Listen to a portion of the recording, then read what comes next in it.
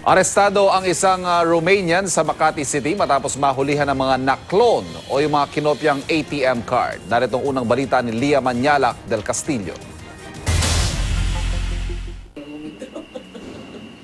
Sa CCTV footage, makikitang nagwi-withdraw ang isang lalaki. Lagpas 1 minuto siyang inabot sa pagwi-withdraw na tila may sinusubukan pang ibang mga ATM card. Dito na siya nahuli ng pulis Makati City. Kinilala ang lalaki na si Gyokan Mustafa, isang Romanian.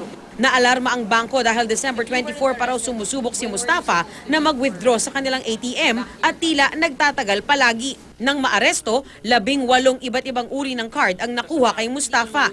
Yun na pala ang mga na-clone na ATM na ang laman, bank accounts mula sa Amerika at Europa.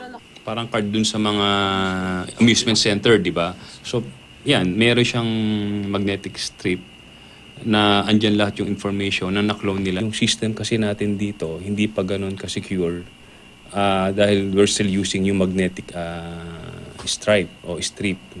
Hindi katulad nung sa Euro compliant, true chip na ang ginagamit nila. So kaya isa to sa ayun ang vulnerability ng natin, ng bansa natin.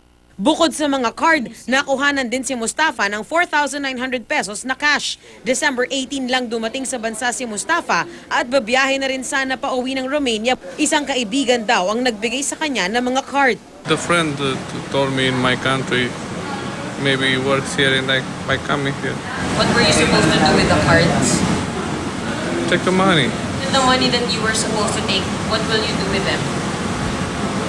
Take it. My family. I make a mistake. That's all. Nahaharap sa reklamong paglabag sa Republic Act 8484 o Access Devices Regulation Act si Mustafa. Sa panahon ngayon na marami ang nagwi-withdraw sa mga ATM, payo ng mga otoridad, suriing mabuti ang ATM machine bago mag-withdraw. At kung may mapansing kaduda-duda rito, agad itawag sa bangko. Para sa unang balita, Lia Manyalac del Castillo reporting.